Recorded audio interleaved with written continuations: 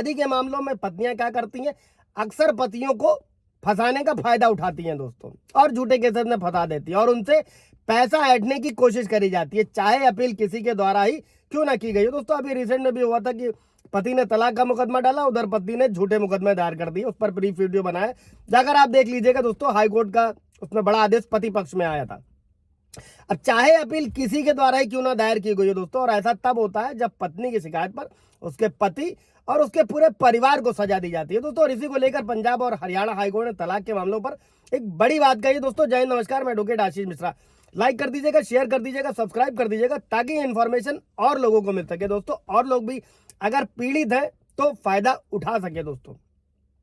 अभी दोस्तों कोर्ट ने कहा है कि वैवाहिक मामलों में पति को सजा दिलाने के बाद भी पत्नी उनसे गुजारा भत्ता मांगती है, जो बड़ा ही दुर्भाग्यपूर्ण है। दरअसल हाईकोर्ट ने यह बात एक पति के अपनी पत्नी के खिलाफ जो है तलाक याचिका फाइल करी गई थी दोस्तों, उसी के दौरान कही। और जस्टिस की बेंच ने यह कहा दोस्तों कि शादी के मामलों में ऐसा देखा गया है कि पत्नियां अक्सर अपने पतियों का फायदा उठाती हैं और उनसे पैसा वसूलने की कोशिश करती हैं, चाहे अपील किसी के भी द्वारा दायर क्यों ना करी गई हो। तो ये तब जब उसकी शिकायत पर पति और उसके परिवार को दोषी ठहरा दिया जाता है दोस्तों। मेरे भी कई सारे व्यूअर सवाल करते हैं, उनके मन में ये पीड़ा है, समझा जा सकता है कि ग्राउंड लेवल पर कुछ नहीं हो रहा है। आप धाराओं को और कानूनी प्रक्रिया को अगर अच्छे से समझ लेंगे दोस्तों, तो आप पक्का फतेह करेंगे, क्योंकि लोगों को जीत मिलती है और जल्दी भी मिलती है। कोई सवाल जवाब होगा तो कमेंट में पूछेगा। अभी बढ़ते हैं हम लोग वीडियो की तरफ। दोस्तों ऐसे ही कोर्ट ने एक मामले का जिक्र करते हुए कहा कि पत्नी की एफआईआर पर उसके पति और उसके परिवार को जेल हो गई दोस्तों। इसके बावजूद भी उसने शिकायत करके अपने पति से क्या किया, गुजारा भत्ता की मांग करी दोस्तों। अब ये सही नहीं है, देखिए कितना पीड़ित भरा, जो कोर्ट भी समझ रहा है। और कोर्ट ने कहा कि अब समय आ गया है कि समाज में इस तरह की मांग पर रोक लगाई जानी चाहिए और निचली अदालतों को भी इस तरह के मामलों में सभी पहलुओं पर ध्यान देना चाहिए दोस्तों। इसलिए होता क्या है, जब लोग पूछते हैं, जैसे मान लीजिए 498 कोई दहेज है, कोई झूठा मुकदमा है, आप डिस्चार्ज फाइल कर सकते हैं, लेकिन ट्रायल कोर्ट्स में उतनी सुनवाई नहीं होती। इसीलिए बार बार आप लोगों को मैं सलाह देता हूं कि आप हाईकोर्ट आ सकते हैं और सबूत है तो उसे क्वैश करा सकते हैं दोस्तों।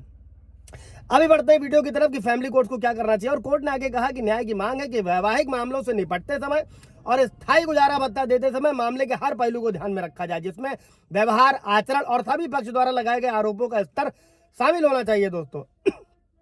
दरअसल होता क्या है दोस्तों, एक फैमिली कोर्ट के आदेश के खिलाफ अपील पर सुनवाई कर रही थी, और जिसने हिंदू विवाह अधिनियम की धारा 13 के 1 के सबसेक्शन ए के तहत क्रूरता के आधार पर पति की तलाक की याचिका खारिज कर दी थी दोस्तों। मामला क्या था उसको भी समझिएगा कि पूरा मामला यह है दोस्तों कि डिस्ट्रिक्ट लेवल कोर्ट के एक जज ने अपनी पत्नी पर क्रूरता का आरोप लगाया, और पत्नी ने इसकी शिकायत पंजाब और हरियाणा हाईकोर्ट में करी दोस्तों, और एक शिकायत दर्ज कराई, और जिसमें यह आरोप लगाया कि पति ने परेशान करने के लिए अपने आपराधिक पद का दुरुपयोग आधिकारिक पद का दुरुपयोग किया है दोस्तों। हालांकि फैमिली कोर्ट ने भी इस तर्क को ये कहते हुए खारिज कर दिया कि शिकायत तलाक की याचिका दायर करने के बाद करेगी, और फैमिली कोर्ट ने भी यही कहा कि पति अपनी पत्नी द्वारा क्रूरता को साबित करने के लिए विफल रहा और वास्तव में उसने उस पर क्रूरता करी थी दोस्तों। और कोर्ट ने दोनों पक्षों की दलील सुनने, रिकॉर्डों की जांच करने के बाद अपना फैसला सुनाया, और कोर्ट ने कहा कि रिकॉर्ड के मुताबिक पूरे मुकदमे के दौरान दोनों पक्षों का एक दूसरे के खिलाफ आचरण, व्यवहार और उनके रिश्ते में कड़वाहट है, इसीलिए दोनों पक्ष एक दूसरे पर जबरन दबाव बना रहे थे दोस्तों।